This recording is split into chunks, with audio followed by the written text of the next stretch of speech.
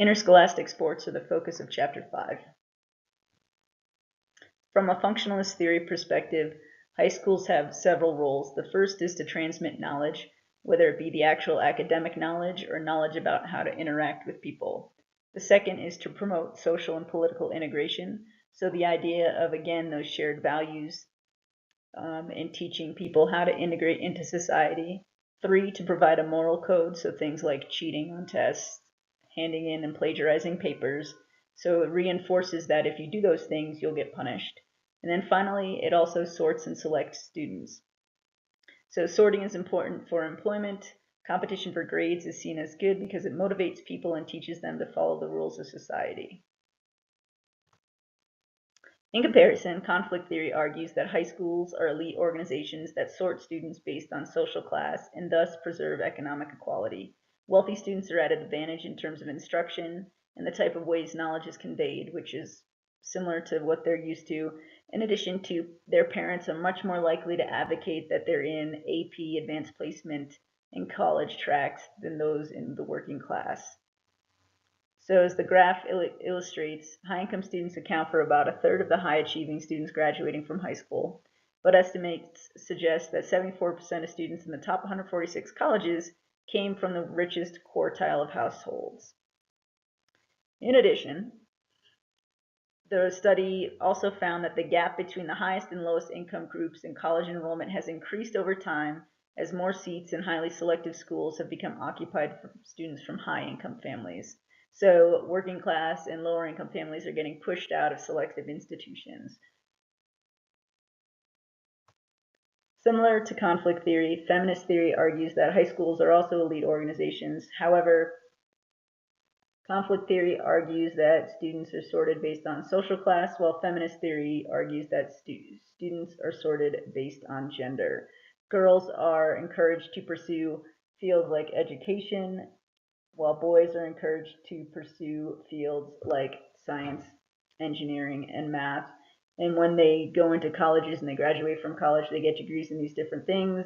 And the fields that women get or choose to pursue oftentimes are fields in which they are paid less, whereas men are in these fields in which they get paid more. Thus, feminist theory argues that schools, by doing this, preserve social inequality. There are clearly a lot of individuals who participate in high school sport throughout the United States, as well as a vast array of sports to participate in, well over 35, things from like swimming to lacrosse. So Title IX has made a pretty significant impact on participation opportunities for girls, yet there's still a 1.3 million person gap between the amount of participation opportunities that boys get, with 59% of the high school student athletes being boys in comparison to 41% of high school student athletes being female. The chapter outlines a number of different issues related to high school sport. The first is the reinforcement of gender roles. There's a gender gap in participation, as I just discussed. There's also a gender gap in sport leadership, where men are much more likely to be athletic directors and coaches, and male coaches are much more likely to have opportunities to coach girls and boys teams, while female coaches usually only coach female teams. In addition, budgets are skewed towards male sports in which they get more funding, better equipment, and again, better access and opportunities than female athletes. According to the chapter, there are a number of different ways in which educational goals are undermined. The first is that sport at the high school level can be very time-consuming. Athletes have practices, lifting, and film sessions, and travel can be extensive, especially in this region of the country where your trips may be 5 hours to play 2 games. So student athletes may miss class and have their time to complete homework and readings quite severely impacted. In addition, money is often dedicated to sport, whereas it could be used in other areas to build computer labs, to increase technology, to actually get towards the academic components of high school. Some athletes get passes on coursework so they can maintain their eligibility, or have other people complete their work for them so that they can stay eligible to participate in games and practices. Coaches can be hired from outside the school system these days, so they may not have the requisite educational background and skills needed to actually teach and work with athletes. And finally, sport, as I've talked about in the values chapter, is about winning. So those psychosocial issues that we already discussed have reemerged, and unhealthy behaviors reinforced by playing through injuries, pushing the body to extreme and unhealthy limits by the use of PEDs, eating disorders, and only playing good players so that subs don't actually get exercise, all of which undermine overall health.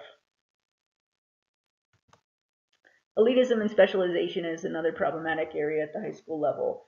High school sports are now primarily for varsity, junior varsity athletes. If you're lucky, you have a sophomore or freshman team, and this is all due to government cutbacks and lack of funding at the high school level. So in the same time, these high school athletes have to pay often several $100s to participate.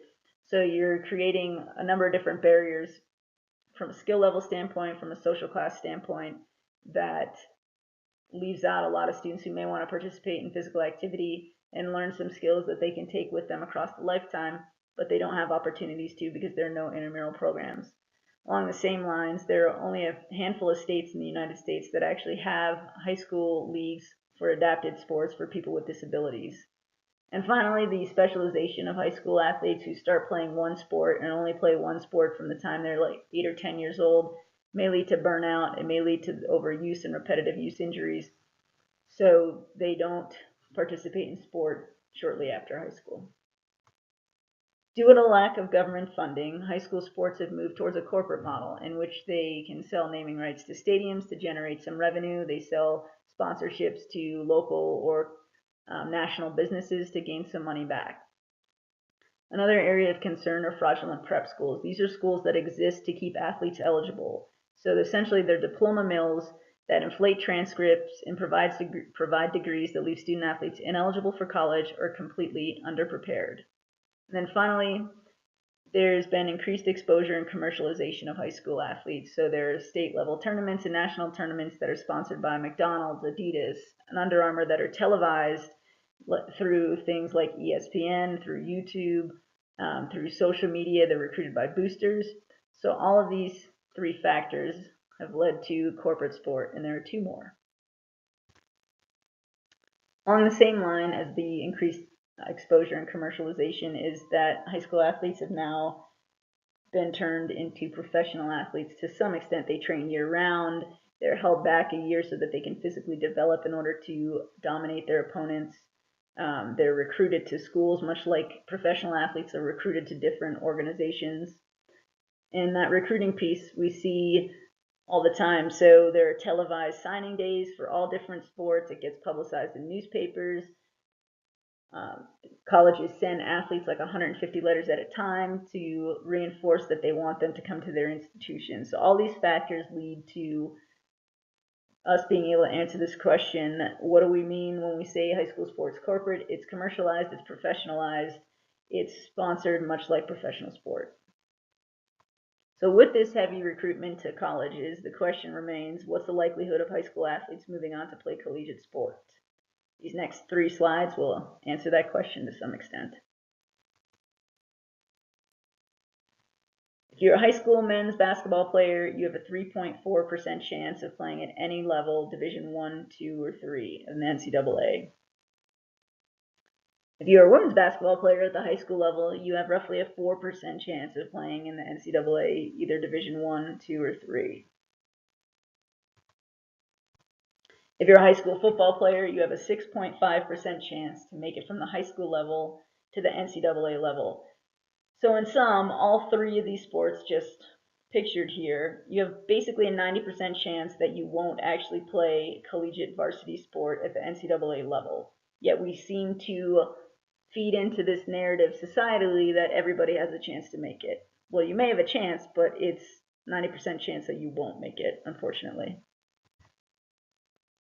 There are a number of suggestions for how to improve high school sport. The first is resist corporatization. This means banning national TV games, scheduling only teams within the region, eliminating national all-star games, and having no shoe company sponsorships.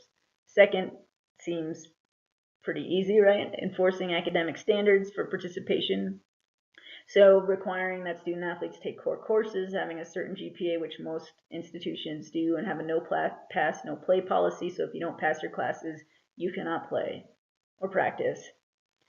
And then the third is to bring coaches back into teaching. So instead of hiring part-time people from outside the school, hire teachers from within so that they're within the school system, they know the culture, they know the students, and that way there's a better connection, and ideally they have a better background in which to teach the sport.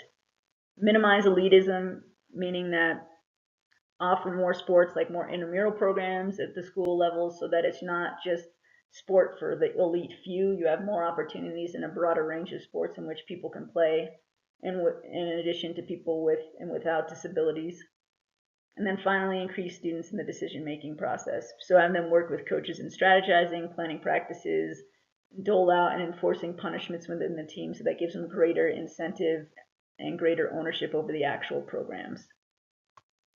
High schools have the capability of providing numerous positive experiences for student athletes, like teamwork, ability to connect with adult mentors, networking, and interpersonal skill building like negotiation.